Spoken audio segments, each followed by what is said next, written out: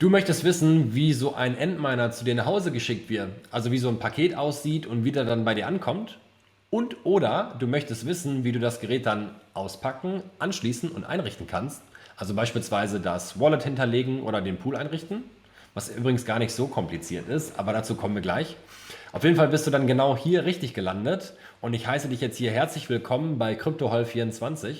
Ich bin Frederik Dürr, Inhaber und Geschäftsführer des Unternehmens und ja, werde dir jetzt gleich Step by Step zeigen, wie der Miner bei dir ankommt, wie du den auspacken kannst und vor allen Dingen, wie du den anschließen und einrichten kannst.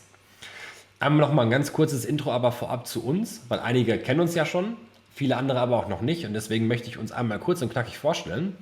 Also wir sind CryptoHoll24, ein Unternehmen mit der Spezialisierung auf Kryptomining und wir verkaufen Mining-Hardware, also beispielsweise ASIC-Miner, aber auch individuell gebaute Mining-Rigs. Und wir bieten in den modernsten Hosting-Zentren der Welt zu den günstigsten Strompreisen exklusive Mining-Hosting-Plätze an. Also, wenn du Kryptomining-Hardware kaufen möchtest oder deinen Miner im Hosting platzieren möchtest, dann melde dich sehr gerne bei uns und wir helfen dir dann weiter. Aber jetzt kommen wir einmal zu dem Bestellprozess bzw. zum Versand von so einem Miner.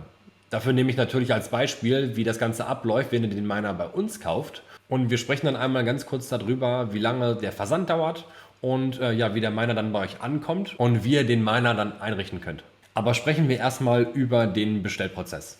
Der Bestellprozess läuft so ab, du hast den Miner gekauft und auch bezahlt und wir schicken das Gerät dann erstmal zu dir. Das dauert dann in der Regel, wenn der Miner schon in Deutschland vorrätig ist, 1 bis 3 Tage. Eine Abholung ist übrigens auch möglich. Und wenn wir den Miner nicht haben, dann kommt er aus China direkt zu dir und das dauert meistens auch nicht länger als 7 bis 10 Tage. Der Versand ins Hostingzentrum ist in der Regel meistens auch innerhalb von 7 bis 10 Tagen erledigt. So, und was du dann tun musst, wenn der Miner bei dir zu Hause ankommt, das zeigen wir dir jetzt. Und so bekommst du dann deinen Miner zu dir nach Hause geschickt. Ein Miner ist immer in einem Paket drin, heißt du kaufst einen Miner, du kriegst ein Paket, du kaufst 2 Miner, du kriegst 2 Pakete und so weiter. Und das Schöne daran ist, die Pakete sind gerade noch so groß, dass es nicht irgendwie Sperrgut ist oder dass das Gewicht so hoch ist, dass die irgendwie gesondert geschickt werden müssen. Das heißt, der Versand ist relativ unkompliziert und ihr könnt ihn auch unkompliziert entgegennehmen, den Miner. Und wenn ihr den dann bekommen habt, könnt ihr für das Ganze direkt auspacken, vorsichtig einmal aufschneiden und dann habt ihr hier oben jetzt hier eine Anleitung von Endminer mit dabei und direkt ein relativ großes Federmaterialteil, damit die Miner eben gut und gesichert bei euch zu Hause ankommen. Wenn ihr jetzt hier den Miner drin habt, könnt ihr sehen, der steckt unten nochmal in so einer Plastikfederung drin und dann nehmt ihr den Miner einmal ganz, ganz vorsichtig raus. Also nicht irgendwo hier an der Seite anpacken, weil da sind schon Kabel und sowas, nicht, dass die euch abbrechen, das ist sehr ärgerlich. Also, den Miner am besten einmal so hoch. Der ist sehr schwer, der Miner wiegt um die 16 Kilogramm. Ups. So. Und hier haben wir schon unseren guten S19J Pro Plus. Die Miner werden übrigens immer in so einer Plastikverpackung verschickt, dass da eben während des Versands keine Feuchtigkeit oder sowas rankommt. Und ich würde sagen, wir packen das Ganze direkt mal aus. Hier ist auf jeden Fall der Miner und ich habe gerade schon mal geschaut, wenn ich den Miner jetzt bei mir einmal umkippe, Moment, so auf die Seite, schön vorsichtig, dann könnt ihr hier sehen, ist hier die Stelle, die man einmal kurz abschneiden kann. Moment. Ich mal kurz eine Schere. So. So. Und dann können wir das Gerät auch schon auspacken. Ich setze einmal vorsichtig auf den Kopf.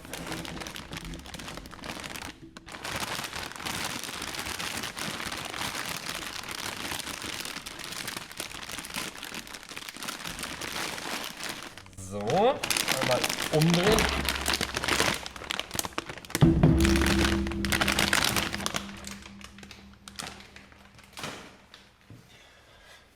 So, und da ist auch schon das Gerät.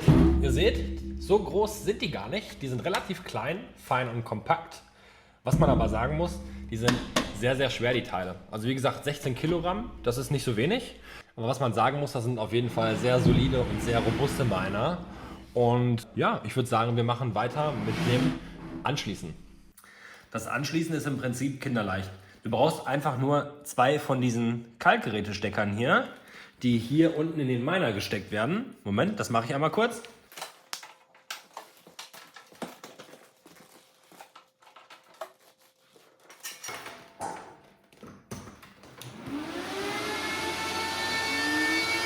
So, und jetzt könnte es ein bisschen lauter werden. Jetzt kommt noch das LAN-Kabel dran.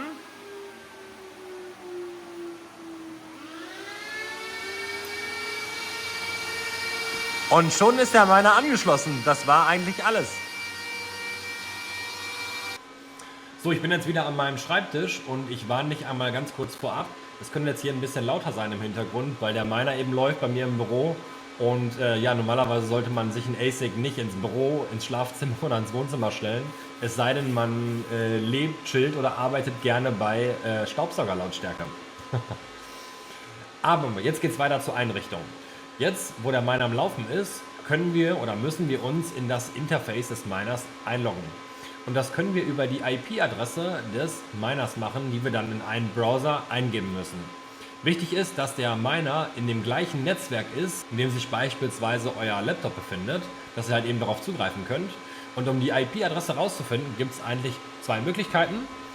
Ihr könnt entweder ein Programm nutzen, beispielsweise hier ist auf Minerstat ganz gut beschrieben, das Programm Locator. Das könnt ihr runterladen und dann hilft euch das Programm, die IP-Adresse für euren Miner herauszufinden. Ansonsten könnt ihr es auch einfach so machen. Ihr loggt euch bei eurem Router ein. Bei mir sind jetzt hier nicht so viele Geräte gerade verbunden. Das heißt, ich kann den Endminer auch super schnell lokalisieren. Und wenn ich die IP-Adresse hier nehme, kopiere und dann in den Browser eingebe, kann ich mich auch schon einloggen. Und beim ersten Start fragt er einen immer nach einem Nutzernamen und nach einem Passwort. Und das ist immer das gleiche, root und root, also R-O-O-T. Und das ist auch das Passwort. Und so kommen wir auf den Miner drauf. So, das ist das Interface von Bitmain bzw. von den Endminern. Und hier kann man sehen, dass der Miner online ist, der ist verbunden, aber er ist nicht am Hashen, also nicht am Minen und er ist auch nicht mit den Netzwerken verbunden. Und damit wir den Miner jetzt final einrichten können, müssen wir den jetzt mit dem Mining Pool verbinden. Und dafür gibt es mehrere Pools, die zur Auswahl stehen. Und ich habe jetzt beispielsweise hier einmal NiceHash, um euch das mal zu zeigen. Das ist eigentlich ein ziemlich cooler Pool, noch ein sehr zuverlässiger Pool. Und auch den F2-Pool, der sehr beliebt ist. Und über den Pool findet euer Miner dann auch die Wallet-Adresse, wo dann die Erträge hingeschickt werden. Das läuft dann über den Pool. Und um jetzt den Endminer S19 Pro Plus mit dem Pool zu verbinden, gehen wir hier auf Bitcoin, weil es ist halt eben ein Bitcoin-Miner. Und dann finden wir hier eine universelle Pool-URL, beziehungsweise die für Europa. Können wir die hier nehmen. So, kopieren die. Dann fügen wir die Pool-Adresse hier bei dem Miner rein. Jetzt müsst ihr hier euren Username beim F2-Pool eintragen. Beispielsweise hier ist es jetzt CryptoHoll24. Jetzt können wir dem Miner auch hier einen Namen geben, der dann im Pool angezeigt wird. Und das geht so, nachdem wir den Nutzernamen dahingeschrieben haben, kommt ein Punkt und dann schreiben wir den gewünschten Miner-Namen hin. Beispielsweise jetzt hier, dass ich das zuordnen kann. Endminer S19 J Pro Plus. Als Passwort können wir einfach irgendwas eingeben. Also ich habe jetzt hier 1, 2, 3 gewählt und dann klickt man einfach nur auf Save. Und jetzt dauert es ein bisschen, bis der Miner das Ganze aktualisiert hat, die Daten so an den Pool überträgt und bis dann quasi die Verbindung hergestellt wird zwischen dem Miner und dem Pool. Ich habe das gerade schon vor 10 Minuten gemacht, dass man jetzt hier schon ein paar Daten sehen kann. Und ich gehe einmal kurz zurück auf den Miner. Und hier kann man jetzt sehen, dass der Miner am Minen ist. Gerade mit 121,3 Terahash. Und hier kann man auch sehen, dass der Miner mit dem Pool verbunden ist. Das heißt dann State Normal. Und hier könnt ihr dann über die Zeit sehen, wie sich die Hashrate des Miners verhält. Da ist übrigens vorab zu sagen, die Hashrate ist nicht immer konstant. Die ist mal bei 140 Terahash, auch mal nur bei 100 Terahash. Und über die Zeit pendelt sich das dann aber ein und man ist dann ungefähr gemittelt bei 120 Terahash. So, und jetzt finden wir den Miner auch schon hier im Pool als Endminer S19J Pro. Das Plus hat er jetzt hier nicht mit übernommen, wahrscheinlich ist der Name zu lang. Und dann könnt ihr jetzt hier sehen, welcher Miner online ist, wie die Hashrates sind. Und über den Pool werden dir dann auch deine Coins an dein Wallet transferiert, das du in dem F2 Pool Account hinterlegt hast. Ja, dann im Prinzip war es also eigentlich schon. Der Miner ist jetzt komplett eingerichtet, da muss nichts mehr gemacht werden. Was man am Anfang nochmal machen kann, schauen, ob die Lüfter sich normal verhalten und die Temperaturen. Also in der Regel laufen die eigentlich immer. Und ja, ansonsten achtet darauf, dass ihr den Miner irgendwo platziert, wo genügend frische Luft rankommen kann.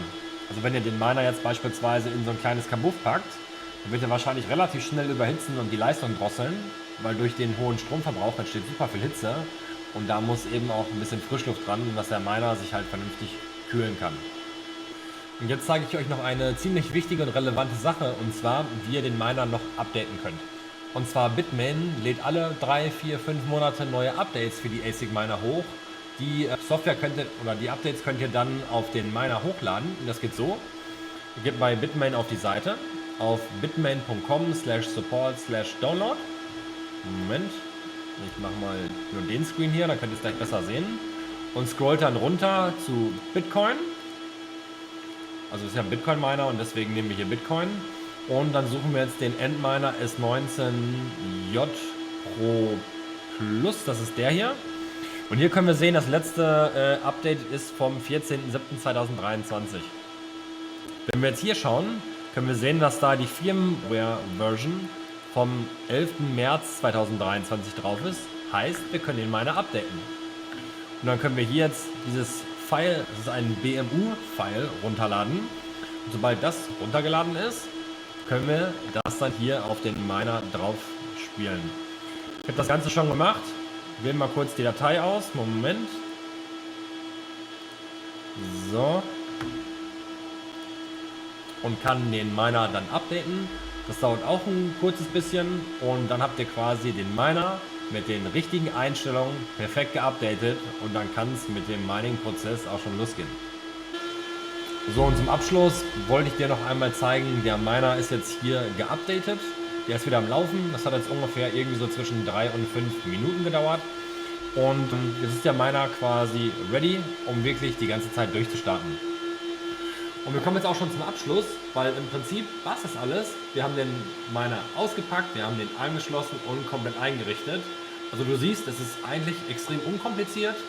Man muss vielleicht einmal kurz schauen bei der IP-Adresssuche, dass man die richtige IP-Adresse des Miners findet. Das kann manchmal knifflig sein, wenn man, weiß ich nicht, 30 IP-Adressen im Netzwerk hat und man den Miner erstmal finden muss. Aber auch das geht super schnell. Wenn man das dann einmal gemacht hat, dann ist auch der zweite Miner, den du bei uns kaufst, ganz schnell eingerichtet. Ja, ich freue mich auf jeden Fall auf Feedback. Wenn euch das Video gefallen hat, lasst gerne ein Like da.